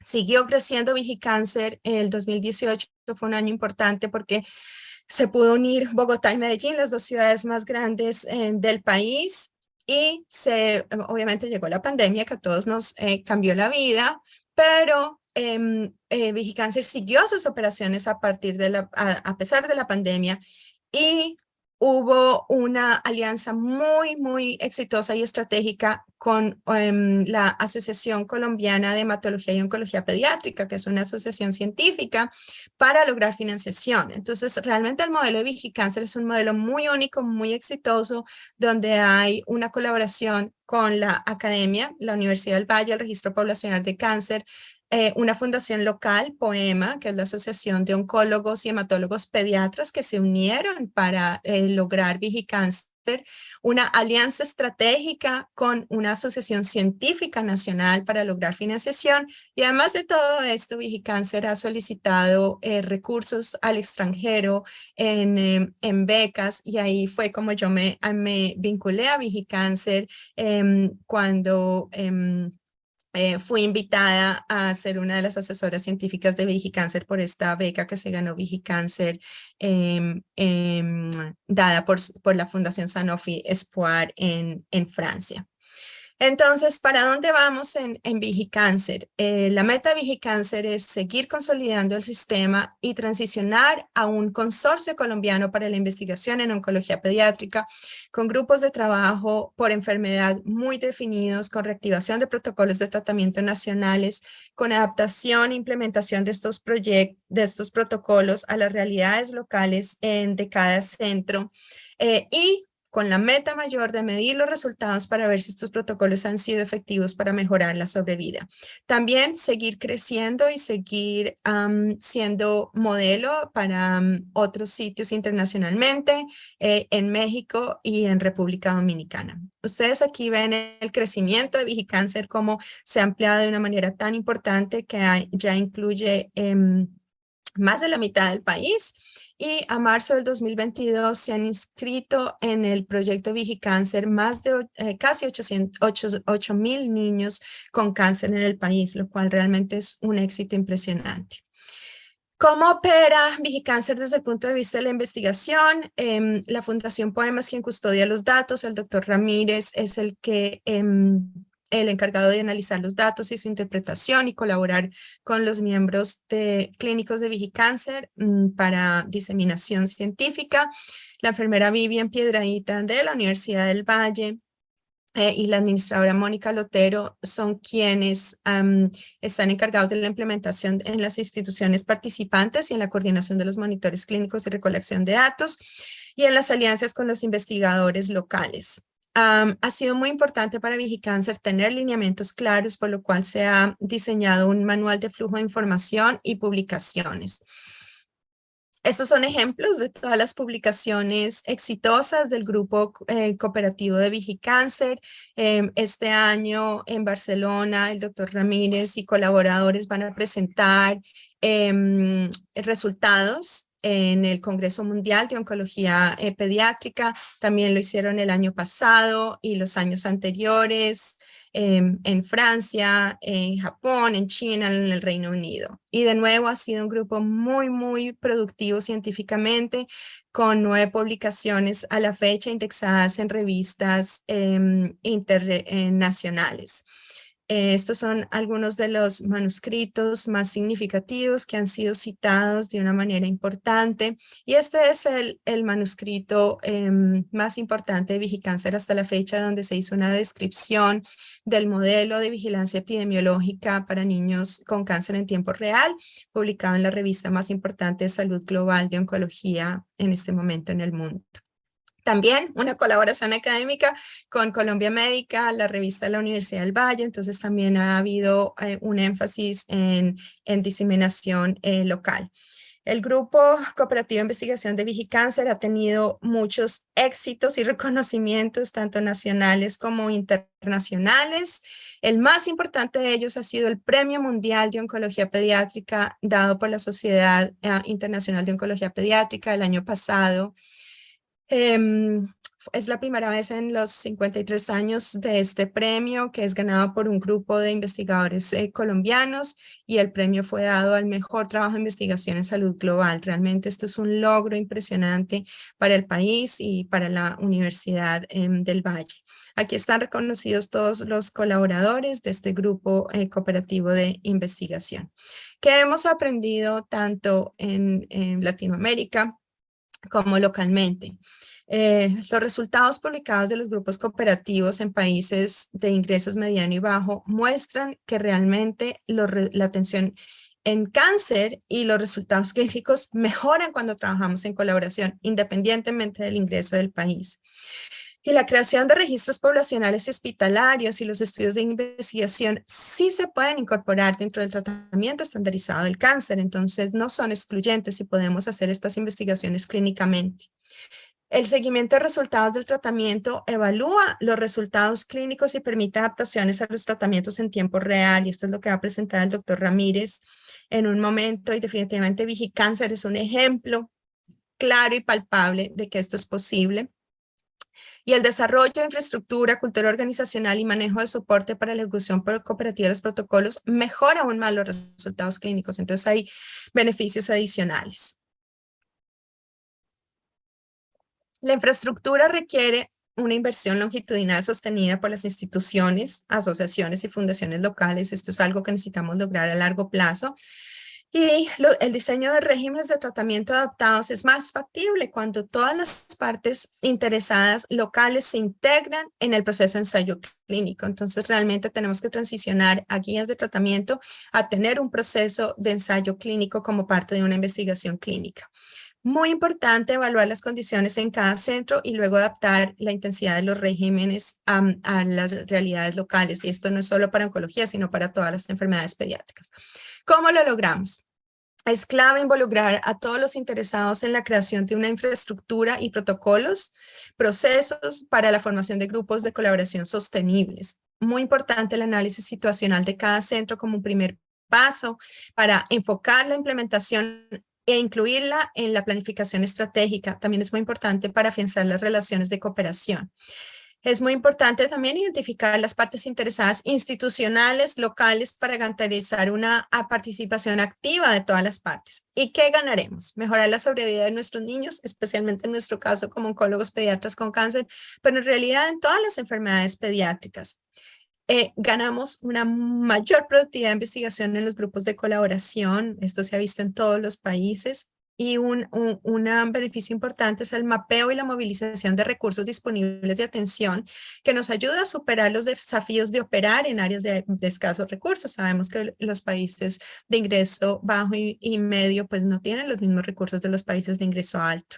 Una colaboración centrada en el desarrollo de protocolos de tratamiento cooperativos y estandarizados, y en el futuro incluir ensayos clínicos de investigación es una de las metas que debemos tener, y esta es la meta de Vigicáncer, como lo mencioné, y ahí estamos llegando.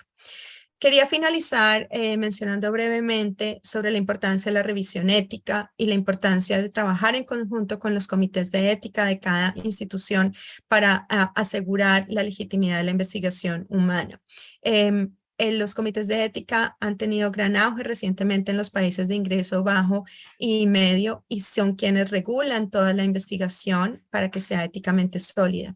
También quería mencionar brevemente la importancia de publicar y la definición de publicación es cualquier texto, comunicación, abstracto de carácter científico que se divulgue al público sobre un tema específico derivado de un estudio de investigación. Y la autoría son todas estas personas que han contribuido a estas publicaciones de una manera representativa y en un orden que demuestra la dimensión y relevancia de su aporte. ¿Por qué es importante la autoría? Realmente la autoría es importante porque tiene implicaciones académicas, sociales y financieras claves y garantiza que los contribuyentes que han hecho contribuciones intelectuales sea a un abstracto o a un artículo, reciban el crédito. También estas políticas eliminan la ambigüedad relacionada con las contribuciones que sabemos que en los países de ingreso bajo y medio no son tan claras. Entonces, realmente nuestra meta en Colombia es seguir estos lineamientos. ¿Quién es autor? Son autores quienes cumplen estos requisitos, hacer contribuciones sustanciales a la concepción, diseño, análisis e interpretación de datos, quien redacta el trabajo y revisa críticamente el contenido, aprueba la versión para publicar y asume la responsabilidad. Quien no cumpla estos 4 criterios, pero ha sido contribuyente, por ejemplo, con pacientes o con una revisión estadística, también debe ser reconocido.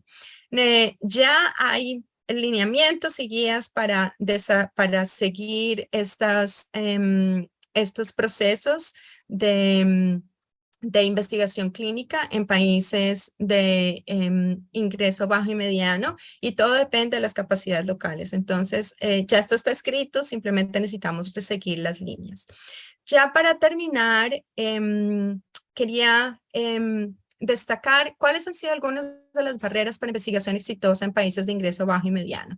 Falta de seguimiento por parte de los investigadores, alta carga clínica y administrativa, que sabemos que es una realidad, acceso limitado a recursos, falta de tiempo protegido para investigación, escasez de oportunidades de financiamiento, desconocimiento de la ética de investigación y procesos de diseminación científica, pero también tenemos soluciones. Algunas de las soluciones son que necesitamos llegar a una solución sostenible, apoyo salarial para los investigadores en países de ingresos bajo y mediano, como lo tenemos en los países de alto ingreso, para el tiempo protegido para la investigación.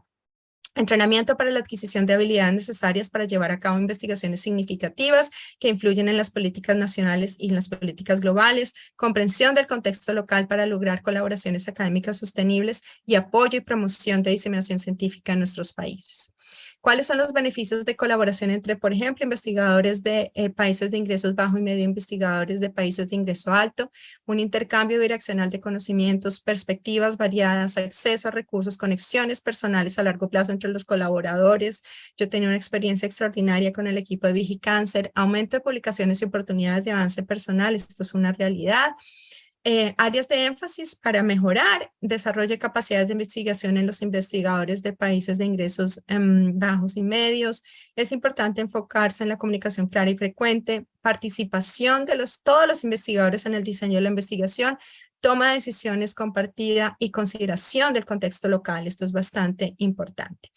En conclusión, la implementación de la investigación clínica en los países de ingreso bajo y medio sí es posible y basados en bastantes reportes, muchos oncólogos pediatras y pediatras generales y en otras subespecialidades que trabajan en países de ingresos bajos y medios sí desean participar en investigación clínica. La participación en la investigación es extremadamente gratificante y yo que he seguido una vida profesional con un enfoque muy grande en investigación clínica aquí en California, en la Universidad de California, ha sido una de las partes más gratificantes de mi carrera profesional. Existen amplias oportunidades para la investigación clínica en pediatría. Nuestra meta a corto plazo debe ser la factibilidad y nuestra meta a largo plazo debe ser la sostenibilidad. Muchísimas gracias de nuevo por la invitación. Gracias por la atención. Y los dejo con el doctor Ramírez, que va a presentar los resultados clínicos de Vigicáncer. Muchas gracias.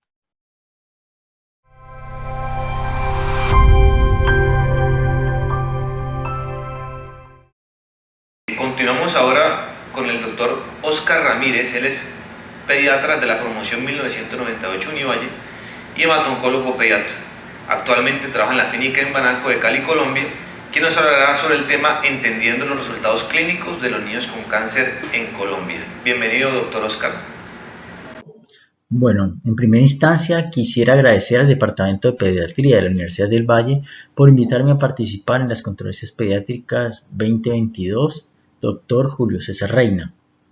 Hoy hablaré sobre cáncer infantil y el trabajo colaborativo que se está llevando para entender los resultados clínicos y así impactar en la supervivencia de los niños con cáncer. Vigicáncer es un sistema de monitoreo de resultados clínicos de niños con cáncer. También incluye adolescentes y es el trabajo mancomunado de muchas personas, alrededor de 54 oncólogos pediatras distribuidos en 27 unidades de oncología pediátrica de toda Colombia, en 10 ciudades de Colombia, 12 monitores clínicos, 2 coordinadores de monitores, todo el soporte del Registro Poblacional de Cáncer de Cali, de la Fundación Poema y de nuestros asesores internacionales, especialmente la doctora María Paula Aristizábal. Entonces, en esta presentación yo voy a tocar básicamente 3 puntos grandes: por qué enfocarnos en cáncer infantil, cuál es su importancia, por qué se deben medir los resultados clínicos y un poco de los resultados que tenemos y cuál ha sido el aprendizaje. El cáncer infantil se ha convertido en un problema de salud pública, siendo la segunda o la tercera causa de muerte en los países de medianos recursos, dependiendo pues el país, y una carga de enfermedad grande. Se estima que representa en países de índice sociodemográfico intermedio como el de Colombia, es la cuarta causa en años de vida saludables perdidos por incapacidad y muerte. Esto ocurre y esta gráfica trata de explicar un poco por qué en los países de medianos recursos está sufriendo la mayor carga de la enfermedad. La tasa de mortalidad infantil ha disminuido de forma dramática en estos países y esto es por el control de las enfermedades infecciosas, cosa que no se ha logrado en los países de bajos recursos, y entonces los niños mueren más rápidamente por enfermedad infecciosa que por el cáncer, o el cáncer sencillamente no se diagnostica. Por otro lado, la incidencia de cáncer infantil se ve que aumenta un poco con el aumento de desarrollo de los países. La pendiente no es tan fuerte como la que muestra este gráfico, pero sí hay un aumento leve en la incidencia. Finalmente, pues en los países de bajos recursos, donde se curan muy pocos niños con cáncer, de los pocos que son diagnosticados, en los países afluentes se curan la mayor parte, pero quedamos los países de medianos ingresos, ahí está Sudamérica, donde pues todavía no tenemos tasas altas de mortalidad por cáncer infantil. La tasa de mortalidad de cáncer infantil en Colombia está por encima de 5 por 100.000, y entonces esto hace que esta mortalidad, esta enfermedad empiece a pesar desde el punto de vista de salud pública. Se estima que en los próximos 30 años alrededor de 13 millones de niños sufrirán de cáncer. Desafortunadamente alrededor de 6 millones ni siquiera serán diagnosticados. En países como el nuestro, que es de mediano altos ingresos, alrededor de 2.5 millones van a ser diagnosticados, van a sufrir, se estima van a tener cáncer en los próximos 30 años, con un problema de falta de diagnóstico de más o menos el 29%. Entonces, el cáncer infantil, además de ser una causa de mortalidad importante en la niñez, en este momento en todo el mundo, tanto especialmente en los países de medianos y bajos ingresos, donde representa la segunda o la tercera causa de muerte. También se ha visto que en países como Colombia, de un índice sociodemográfico intermedio, es la cuarta causa de años de vida saludables perdidos por incapacidad o muerte.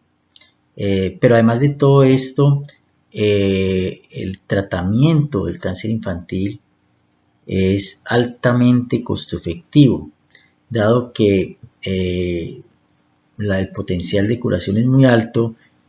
Son niños que van a vivir muchos años y por lo tanto van a aportar una productividad importante, grande a la sociedad. Y aquí nos muestran cómo los estimados, especialmente en los países de medianos recursos, pero en general en todos los países, el invertir en el tratamiento de cáncer infantil, miramos aquí globalmente el beneficio neto de la barra azul más clara, el invertir en cáncer infantil $1 por los próximos 30 años, en mejorar y curar más niños con cáncer, se va a obtener un retorno de $3 en este periodo. O sea que es una inversión muy importante y favorable para la sociedad. Entonces surge la pregunta más importante y es, bueno, ¿por qué no se están curando todos los niños con cáncer como se deberían curar? Y lo que vemos o los estimados que se han hecho están representados en este mapa, donde principalmente en los países más desarrollados, lo que es América del Norte y Europa, las probabilidades de curación o probabilidades de estar vivos a 5 años están por encima, pues 80%, 74%. Estos ya son un poco viejos, realmente ya están por encima del 80%. Y en el resto de países que nosotros llamaríamos de medianos y bajos recursos, pues están muy por debajo. Latinoamérica alrededor del 55%, África 12%, lo que es el Medio Oriente e India alrededor del 40% y Oceanía un 64%, que es un poco mejor porque las supervivencias de los niños en Australia pues son similares a las de los países más afluentes. La supervivencia promedio estimada en el mundo para la cohorte 2015-2019 es alrededor del 37%, y esto en conjunto con lo que hemos visto en las diapositivas previas, la cantidad, el número tan importante de niños que representan el cáncer infantil, lo costo beneficioso que es hacer su tratamiento y la forma de lograr hacer el control de esta enfermedad mediante diagnóstico y tratamiento, ha hecho que en el año 2018 la Organización Mundial de la Salud lance su iniciativa global de lucha contra el cáncer infantil, cuya meta es lograr para el año 2030 una supervivencia global a 5 años del 60%, además de evitar el sufrimiento para todos los niños. Entonces, es muy importante para nosotros como pediatras y pues más como oncólogos pediatras entender cuáles son los mecanismos que conllevan a producir estas desigualdades en la supervivencia de los niños con cáncer a nivel mundial. A pesar de que hay protocolos que cada vez se estandarizan más y protocolos de tratamiento me refiero, que se estandarizan más y se aplican mejor y se implementan mejor, los resultados no son óptimos, y entonces hay una serie de preguntas alrededor de esto: cuáles son los mecanismos, cuáles son los factores mediadores que producen estas heterogeneidad o desigualdades en la supervivencia global. Aquí es donde resulta muy importante la investigación de los resultados clínicos. La investigación de resultados clínicos debe generar conocimiento para promover y guiar la toma de las decisiones basadas en evidencia que es usualmente, que debe ser de la vida real, y debería ayudar a optimizar las estrategias de cuidado en la salud, incluyendo los tratamientos, pero también todos los tipos de estrategias que implican el cuidado de la salud. El foco es tratar de evaluar, de observar, de medir los resultados que el paciente experimenta en el contexto del mundo real, en el contexto de los tratamientos que se aplican de rutina y no bajo ensayos clínicos. Y esto debe ir guiando las decisiones clínicas y finalmente las políticas en salud. Y todo esto se hace obviamente con la idea de mejorar los resultados de los pacientes. Y es que los resultados clínicos son la consecuencia de la integración de una serie de mecanismos y factores biológicos, clínicos, del mismo ecosistema o el sistema de salud, sociales, culturales y ambientales. Aplicando esto a cáncer infantil, pues tenemos la importancia de la gente que es la biología del cáncer, la incidencia del cáncer que se está tratando, los aspectos donde está creciendo esa enfermedad, o sea, los aspectos clínicos o aspectos del huésped, las comorbilidades, la extensión tumoral, la misma genética. Y fuera de eso, entonces, también está toda la importancia de un sistema de salud robusto, con personal calificado, que tenga cobertura, que tenga acceso, que tenga continuidad de los tratamientos, que no sea fragmentado, eficiente, bueno, una serie de características que tienen que tener los sistemas de salud para poder tratar con éxito los pacientes con cáncer.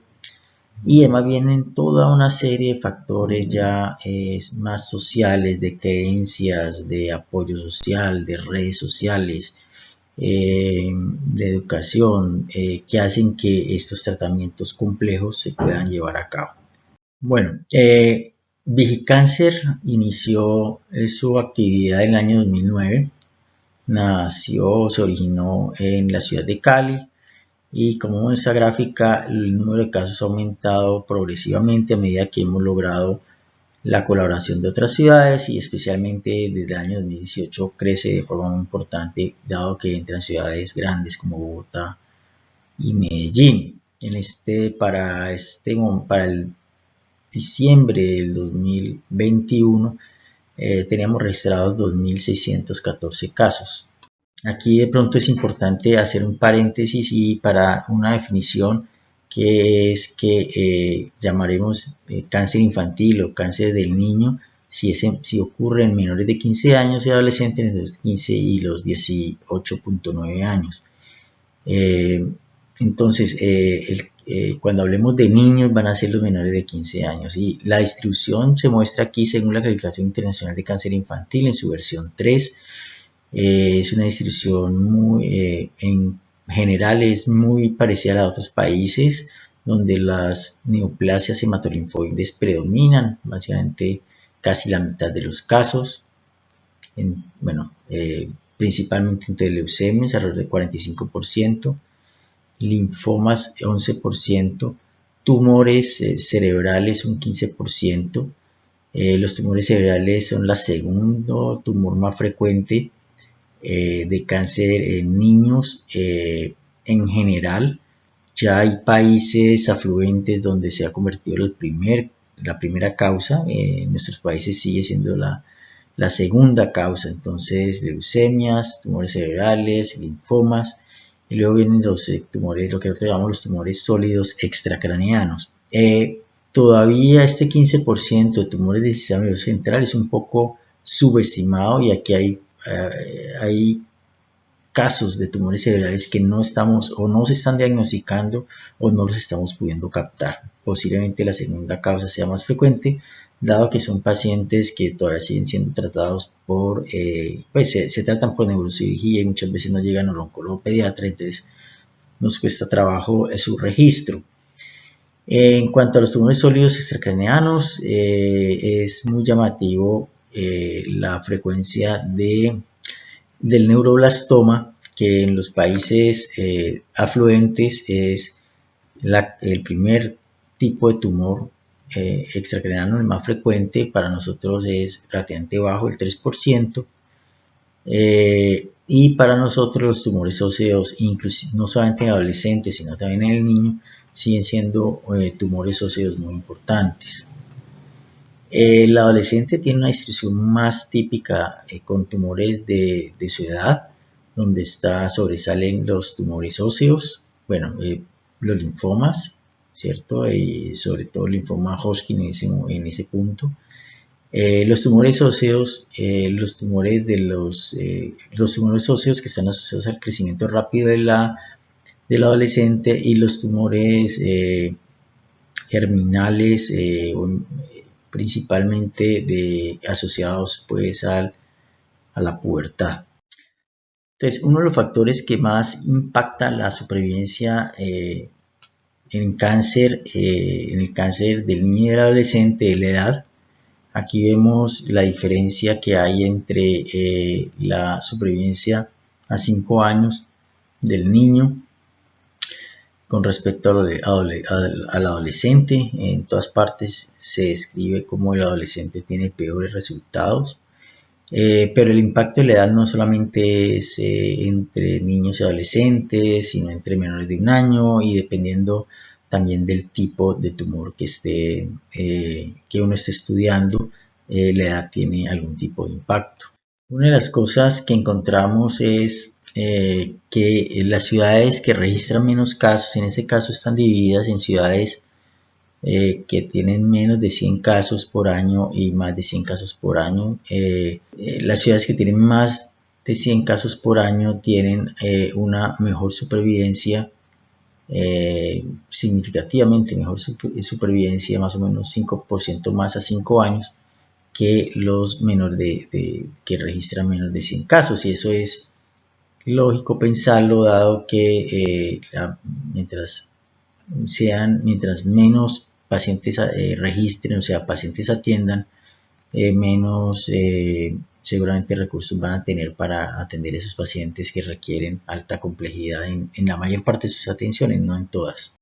Otro factor que incide en la supervivencia pues es el tipo de tumor. Eso creo que es relativamente obvio, y vemos cómo aquí aparecen en esta gráfica de supervivencia, que entre otras cosas pues no lo he explicado. El eje de las X está el tiempo desde el diagnóstico de cada paciente, y ese tiempo se mide en meses. Cada paciente aporta su tiempo de seguimiento, y en el eje de la Y está la probabilidad de estar vivo a cierto momento dado. Y entonces en este caso es una curva de Kaplan y Meier.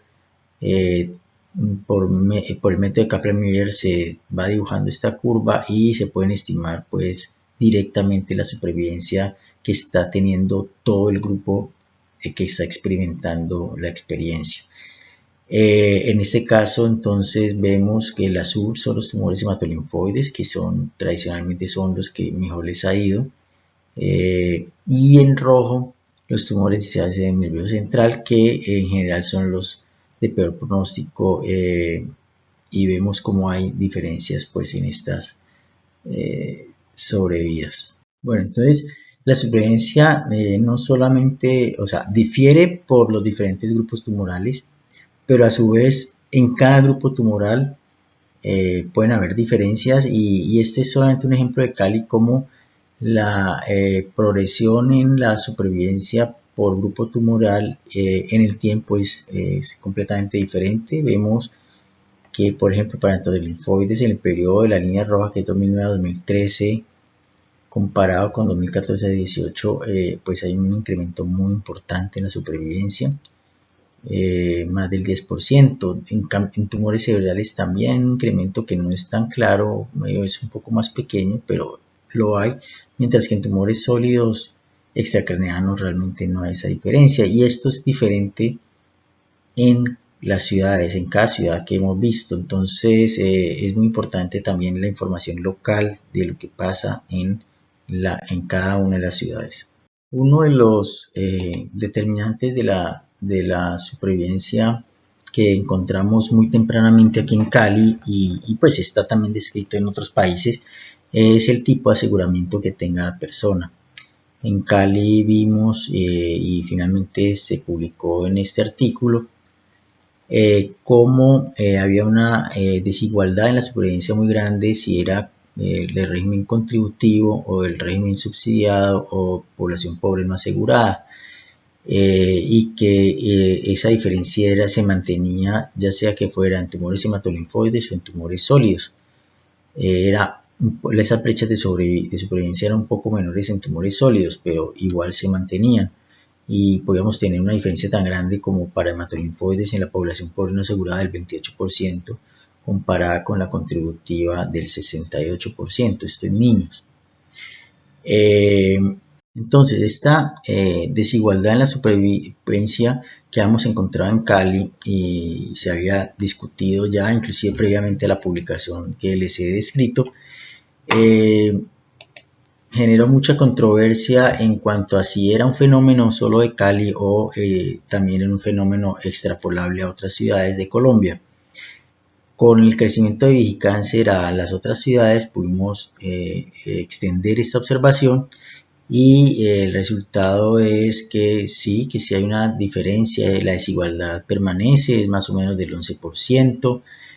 A 5 años entre el subsidiado y el contributivo. Obviamente cada ciudad se comporta ligeramente diferente, este es el promedio total. Hay ciudades donde la brecha es más pequeña, hay ciudades donde la brecha está más pronunciada. Es una variable que es independiente en su efecto sobre la supervivencia. Y esta es la razón de tasas, que es la razón de peligro, que es ajustada por otras covariadas, que fue de 1.4, o sea, 40% más de mortalidad en el régimen subsidiado en general. Esto fue independiente del tamaño de la ciudad, que ya hemos visto que el tamaño de la ciudad afecta también la supervivencia y fue una de las variables independientes, y del sitio de residencia. Los pacientes que provienen de departamentos que no cuentan con una unidad de oncología pediátrica tienen una razón de peligro de 1.2 veces más de muerte. Otros factores que encontramos y que también están descritos también inclusive en países afluentes que afectan la supervivencia es la etnicidad, si son niños nativos, en este caso nativos colombianos o indígenas colombianos, o si son afrodescendientes. Vemos aquí tanto en la supervivencia global como libre de evento para la leucemia linfoide aguda de tipo B o estirpe B, pues las diferencias en la supervivencia. Es interesante porque aunque las curvas de supervivencia entre nativos y afrodescendientes son parecidas y claro, están por debajo de los otros, los mecanismos por los cuales los nativos o los afrodescendientes fallan en el tratamiento son diferentes, o sea que tenemos diferentes mediadores que conllevan a una supervivencia alterada dependiendo de la etnia. Otros determinantes claves para los resultados clínicos que han sido reconocidos es el abandono del tratamiento. Y es obvio que si no se hace un tratamiento completo, lo más seguro es que la enfermedad vuelva a aparecer.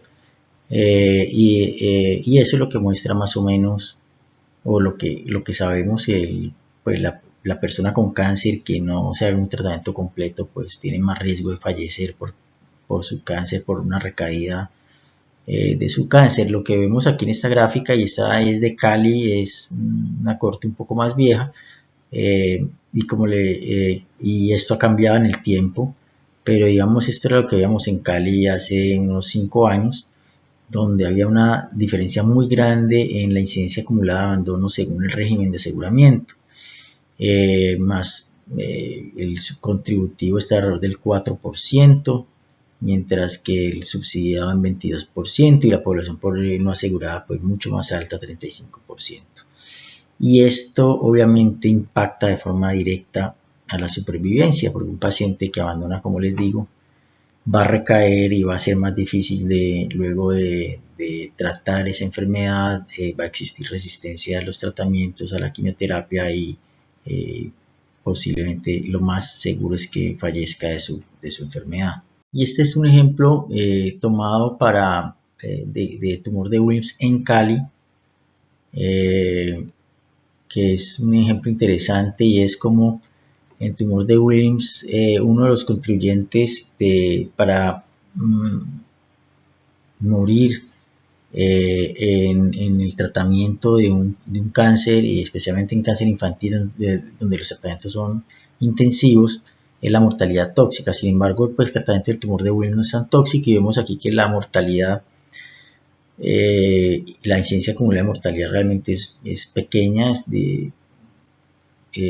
Aquí este 5% es la diferencia entre contributivo y subsidiado, que es un poquito más de mortalidad en el subsidiado, pero realmente es muy, muy pequeña la mortalidad asociada al tratamiento, mientras que el abandono entre el contributivo y el subsidiado sí es del 33%, y cuando entonces se miran todos los eventos, incluyendo muerte, recaída como evento, entonces vemos como prácticamente la mayor parte de los eventos están siendo dados por el abandono.